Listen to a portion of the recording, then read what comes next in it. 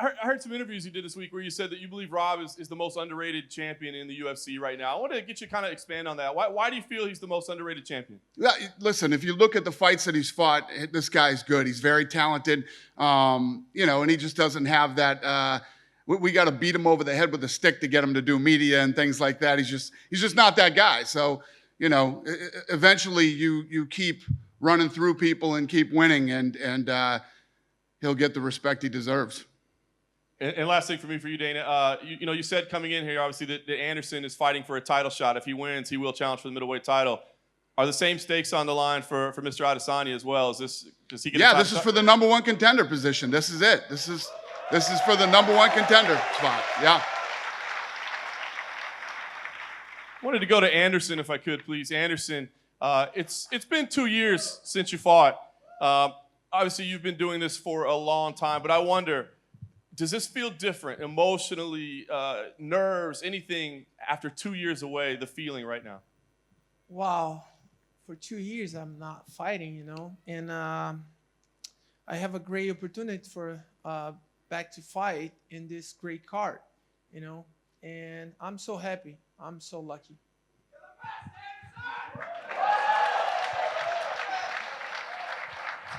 People already consider you among the greatest of all time, if not the greatest of all time. But if you win this fight, and then you win the championship at 44 years old by the time you fight, do you think that would cement you as undeniably the greatest of all time?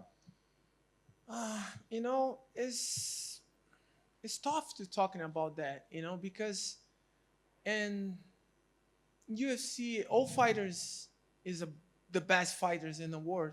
It's not about me, because when I talking about fight, people talking about you the best or something the best, it's not about the best. It's about how much you doing something special for this sport, And when I fight for my opponents inside UFC, the guys help me to doing something special for everybody, It's not about one guy. It's about the whole family, UFC family.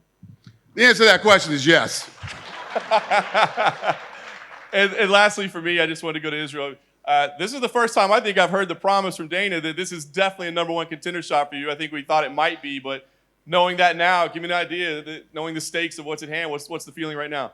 Like I said, when we had the meeting, he had other ideas. After 2:30, he said, I texted him straight after the fight, I want to fight this guy, and he's like, oh, pump the brakes, kids. But yeah, when we had a meeting, we talked face to face. I let him know this ain't my first rodeo. I've been doing this for a long time as well.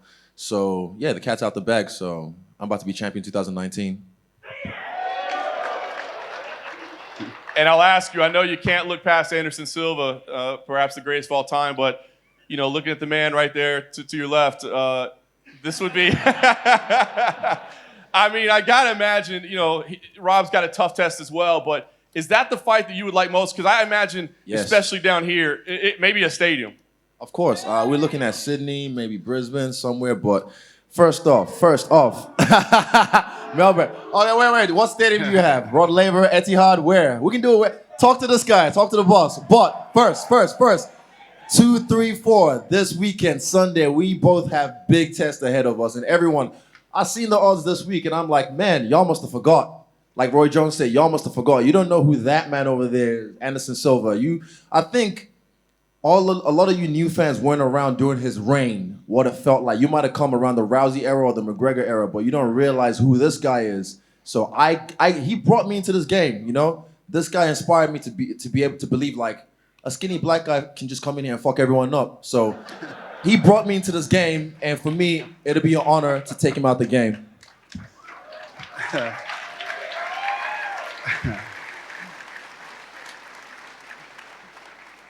Question for Rob. Yesterday, the open workouts, it looked like you were focusing on boxing at range. Is that the strategy for this fight, to be the bigger man and use your size? The strategy is just to be me. I'm good at what I do, and I'm going to get in there and do what I do. Fair enough.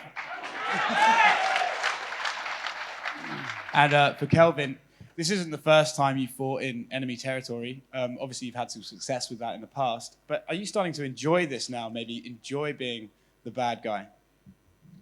I'm a bad guy. No, man. I mean, I wish it'd be in Vegas. You know, that way my family can come too. But there's a positive side to all this. You know, I get to travel the world. I get to see new places and do what I love. You know what I mean? I'm blessed to be able to do what I do, and you know, nothing in my career has ever been given to me. Nothing in my life has ever been given to me. You know, everything I've worked for, I had to take, and here I am in Australia. I'm here to take that gold. And the last one for me, for Anderson. Anderson, a lot of people have compared you and Israel, saying that he's maybe the next generation of you. I know you don't. You said you don't really agree with that, but what do you think of Israel? What do you think of his skills? Wow, Israel is a great talent. They have a great future in this sport. So I'm very lucky to come here and fight for Israel in this card. You know, it's a good challenge for me, but I believe in that is the big challenge for Israel. You know, because it's not about how much Israel prove is good for fight for Anderson Silva, but how much is stay in this game for a long time.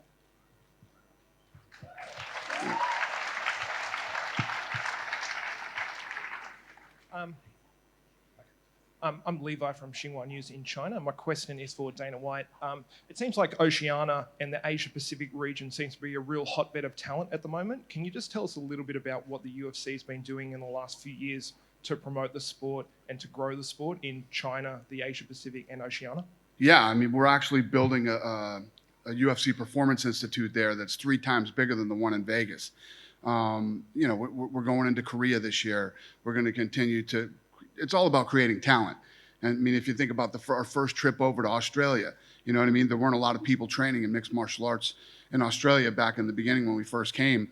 And now you got a world champion and, you know, real talent coming out of this place and a real fan base here now. So it takes time, takes money, and it takes effort. And we're doing the same thing, not just there, but all over the world. We're looking at doing stuff in Mexico, Puerto Rico, and many, many other places around the world. But Australia has built into an incredible market for us, you know, as far as fans and fighters.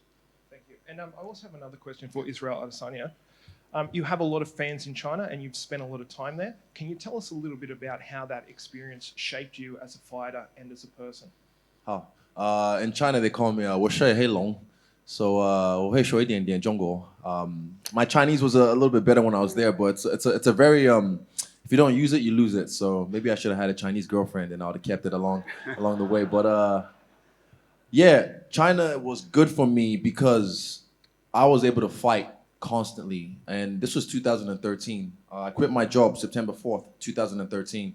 And September 5th, I was on a plane to China. And I was there for about 9 or 10 months. And within that time, I just racked up fights. Like at one point, I was even fighting, I think at one month I fought 4 times. And that was two knockouts that month. So I was fighting, and my style is not a style that, you know, oh, let's stand and bang, bro, and I get hurt and I can't fight for like, you know, another month or another 2 months. So I fight smart. I was able to rack up fights, and that gave me a lot of experience. Even all this, China has 1 billion people, dude. At one point, I fought in a stadium that was capacity for 60,000, but they didn't plan it right, so it was raining and drizzling a little bit, so only 40,000 showed up. But whoop-de-doo. I've been used to fighting in front of big crowds, used to people staring at me. So even just look at me in the big black guy in the mainland of China, and there's always little people like, oh, basketball.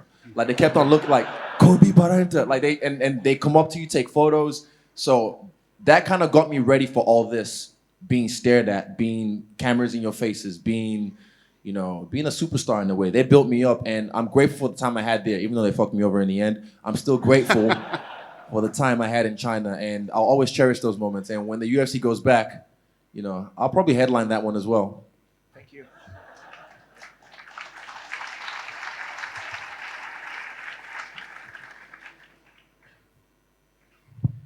Hey guys, question for Anderson. A lot has been made of Israel Adesanya. He's spoken about how he watched you live at UFC 90 against Patrick Cote and how he used to watch old DVDs of you and sort of study you. But when did you first see Israel Adesanya? When did he sort of first pop up on your radar as a fighter?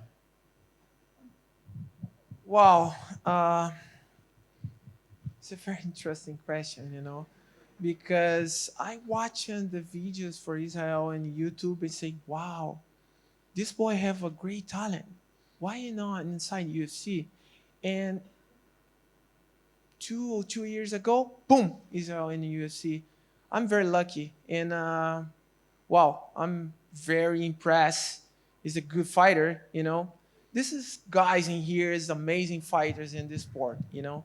And when people talk, what are you talking about Israel?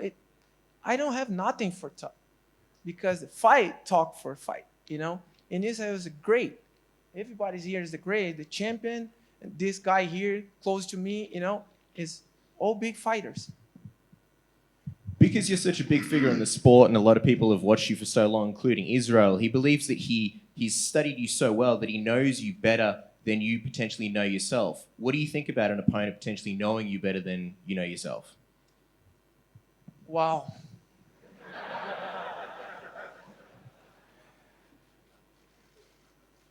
You know what? Let me tell you something. This sport is very interesting because one day you stay here, you win a lot, and a lot of people talk, you the best, and change fast. Israel stood me a lot. I'm very lucky because I have a fan in here, you know, and I fight for my fan. That's great. The first time I fight for the guy, he stood me a lot, is a Chris Weidman. And the Chris Weidman stay in the belt for a couple years, but I'm very lucky because I help these guys for take your dreams. Because one day, one guy gave me opportunity for coming here and do my dream. You know, it's a lot of people coming here and everybody talking about fighting, beating everybody.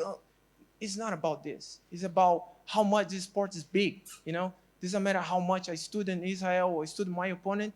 It's how much this sport is big. Thank you. Obviously, when it comes to MMA, all facets of fighting are involved, but you and Israel both known primarily for your incredible striking. Do you think Israel is the best striker that you'll potentially face this weekend in your entire career? And does that sort of make you more excited because of that? Of course, you have 4 of the best strikers in this table.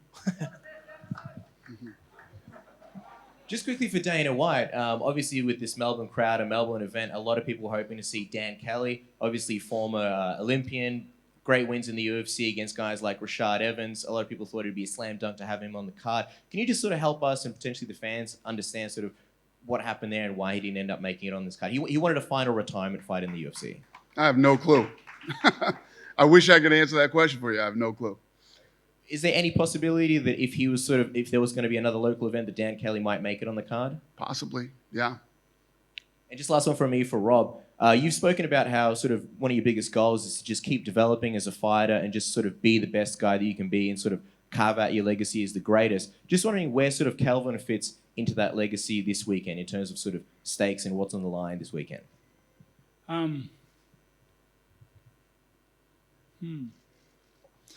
Yes.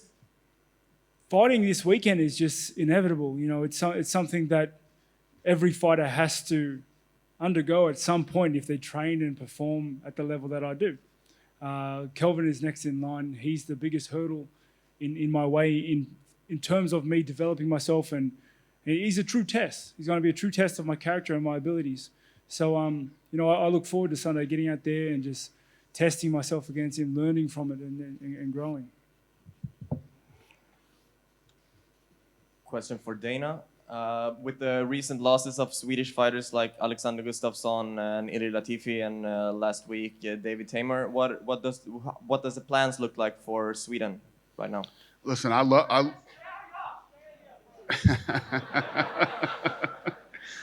we'll be back to Sweden. Any time frame? Off the top of my head, I can't give you a time frame, but absolutely. I mean, another great market for us. I mean, you know, you've been there. It's awesome. And for Kelvin, your team on The Ultimate Fighter, you had Pani in the finals. What did you think about the final fight? Her final fight? Yeah, her finals against Macy Chiasson. I just think she didn't perform to her abilities. she's a lot better than what she showed that night, and you know, I think she's one of the best fighters in the world. She just needs the opportunity to display it. And lastly, for Anderson, after the Adesanya fight, is there any interest in fighting Weidman a third time? You know, my focus now is from this fight. I think hopefully I win this fight or not, but I think my plan is the fight in Curitiba, my city, my country, with I don't know, my next opponent, but that's my goal. Dana, just a question quickly. Kaikara France on the card, a big flyweight, a big name in New Zealand, and the question pops up again and again. What's the situation with the division? Have you come to a conclusion whether it's going to be sticking around or not, the flyweight division? Yeah, listen, we're going to probably see how this thing plays out with, you know, the 135-pound fight and whatever. But yeah, no, we haven't made any decisions on that yet. Just a quick question, Kelvin. Kelvin, a lot of people sort of matchmaking Anderson versus Rob or Israel versus Rob, and I was kind of looking at your face when people were discussing those matchups. How do you feel when people aren't really bringing up, hey, Kelvin Gastelum might be the champion come Sunday? It doesn't bother me none. People have been writing me off since I was on The Ultimate Fighter. Last pick on The Ultimate Fighter. Nobody even expected me to win a single fight, let alone beat Uriah Hall. People have been writing me off my entire career. This is not a surprise to me. Rob,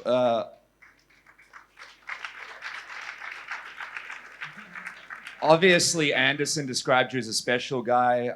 How did it feel to hear a guy like Anderson say that about you? And if you could, can you sort of describe how you feel about Anderson, what he's done in the sport? Yeah, it's certainly, you know, a great honor to be regarded like that by one of the greats. He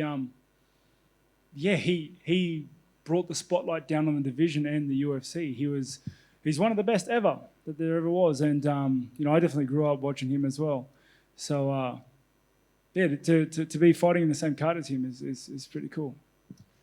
And I know that obviously you love fighting down here in front of your local fans, but Anderson just mentioned he'd love to fight in Brazil for his next one.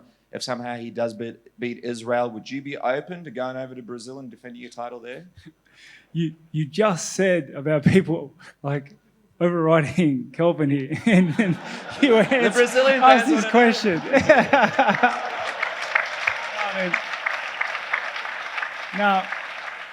The thing is, like, Kelvin's too dangerous to look past. My sights and all my attentions, all my energy is going into this fight on Sunday. And whatever will be, will be. You know, I truly understand that fighting is 50-50, no matter what you do, no matter how you prepare. So I'm going to go in there Sunday, see what happens, and then move on from there.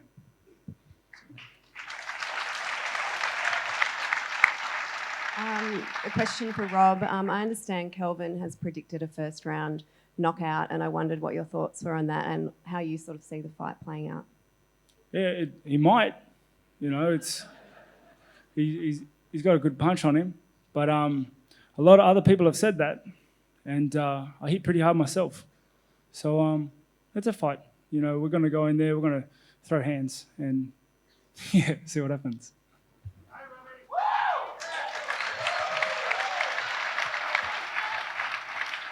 Question for Dana. Great fights on this card, but it is very top heavy. Do you sometimes have trouble getting big named American fighters to come compete in Australia? What did you say this card was top heavy? So like the top two fights are absolutely fantastic, but some of the, you know, You ever heard of Crute? Yeah, Crute's the man. You ever heard of Jimmy Crute? Yeah, he's great. But you know, Thank you. some of the named fighters from overseas, is it sometimes hard to get them over to compete here? No. Well, we don't have any trouble getting them over here. No. But, you know, when everywhere we go all around the world, you just heard him. He's been there a million times. He grew up there. People want to fight in their home country. They, you know, when you have a fight in the hometowns or home country, people want to fight there, you know. And we try to get as many people in as we can, because for most of these guys, first of all, it's so hard to get in the UFC, and it's even harder to stay here. So when you get an opportunity to fight in your home country, in front of your people, in front of your hometown, we give it to them. And you're crazy. I flew from Las Vegas for this fight. I can't fucking wait for this fight, man. I've been chomping at the bits to get out here for this fight. Stay off the internet. Dana, Henry Cejudo said yesterday that John Moraga had been cut. Can you confirm whether or not that's what? true? Henry Cejudo said yesterday in the press scrum that flyweight John Moraga had been cut. Can you confirm whether or not that's true? I have no idea. Said he got cut yesterday? Yeah, he said he received a text message from him a couple of days before. Okay, I don't know. I don't know the answer to that. And just on what you said earlier about what's next for Henry Cejudo, are we to believe that he will be competing against TJ again at bantamweight? Don't know that either. It's not done. If that was done, we would have already announced it, and there'd be a press release on it. So we haven't done it yet. A question for Dana. The UFC, sorry, I know I'm up. All right, yeah, UFC's been coming here pretty regularly for the last, been coming here twice a year pretty regularly. Is there any plans to come here more often, seeing as we have great fights all the time? As you said, Yeah, listen, I've been telling you since I walked out here how much we love Australia and the crowds and the the fights are always incredible here. We get here as much as we can, believe me. And how does it rank? Like, how valuable is it to the UFC, this market in Australia, compared to something like the US or Brazil? This is one of the top markets in the world for us. It's one of the top markets in the world for mixed martial arts. Yes, sir. Question for Adesanya. Way to your left. Sorry, I got a computer in my lap, so I can't stand. But here, I'll put my hand up for you. Hey, you told me earlier this week that you were really looking forward to getting in front of Anderson for the first time in person. It took a while to get you guys, in the same room. And I know it happened. The UFC captured it. It looked like it happened pretty quick, but what was it? Did it go as expected? Did you take anything away from it? How did it go? Yeah, that was yesterday. It was pretty quick. He was in a rush, but he smelled nice. Really nice. Nice cologne on him. Put me on his Instagram live, and yeah, I don't know. It was just, it's normal. Do you usually smell people, or it was just wafting off of him? I'm a dog. I told you. I piss all over the cage, so it's part of my senses. Even Rob as well, when I met him, he smelled really good. I'm surprised.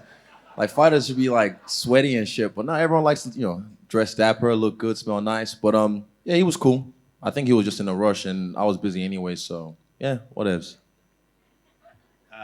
Rob, just over here. Rob, just a question for Rob. I can see you, mate. Oh, yeah.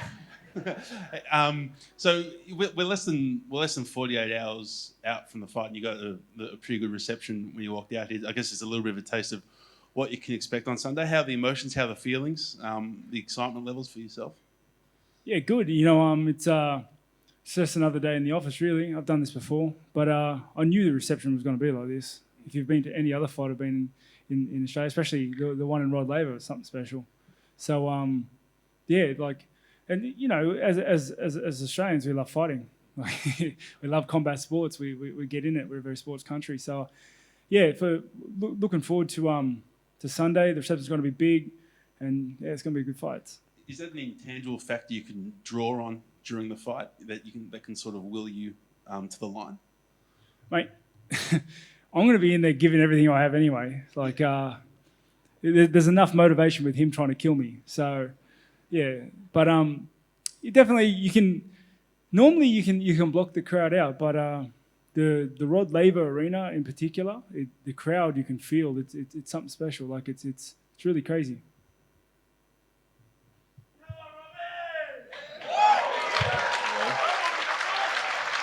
I'll take two more questions. Do you have two more questions? Yeah, I actually I had one for Anderson as well. Anderson, I remember a few years ago after you fought Nick Diaz, I remember the press conference and you were talking about your family and how they weren't sure if they wanted you to continue anymore. And I just wanted to know, after 2 years off and you're fighting a very dangerous guy, a guy who's more than 10 years younger than you, what kind of conversations do you have about your family and fighting, staying an active fighter at this point in your career? Yeah, when I talk to my kids and my wife and all my family, it's all the same. Why? Don't do that. And I say, okay, let me tell you something. This is my life. This is me, and I need you doing something for me, because when I stop, I never come back. And this point, my family say, okay, just do it. Do it. do it your best you can, and go back safe for home, because it's not easy. Everybody here have a family, and all families here try to stay close to you and doing something for you safe, because it's the war inside the cage. Is not, everybody's not joking, and sometimes big accidents happen. I broke my leg, sometimes you cut your face and back to home and look your family, look your kids, and everybody just looking at you and say, why you do that? And it's a passion, it's a passion. You love your job, you keep doing, and my family respect my job and respect my dreams, and that's the I continue fight. Good. And then just one last one for Kelvin. Maybe it's just because I've been, this fight has been breaking. There's been a lot of breakdowns in it, and a lot of analysts weighing in on it, and I feel like a lot of them are saying Kelvin Gastelum has to land the big left hand. That's his chance in this fight. He's got to land the big left hand. He's got to put him down. And you yourself have even said he's going down in the first round. So are you comfortable with that? Is that an accurate description of this fight, or do you have multiple ways to win this fight on Sunday? Yeah, I'm not banking on it. I could be wrong, but I'm ready for it. I'm ready for whatever comes my way. I have a response for everything that Rob brings. Thank you. One more? Is there one more question? Go ahead. Yeah, Rob, with family and stuff like Anderson was just talking about, how much does that come into it for you, like trying to make them proud, leave a legacy for them? It's everything. It's everything. My family is my fuel for who I am. So for me to be who I am and be the role model I want to do and set the examples that I want to do, I need to lead by example, and I need to just do it.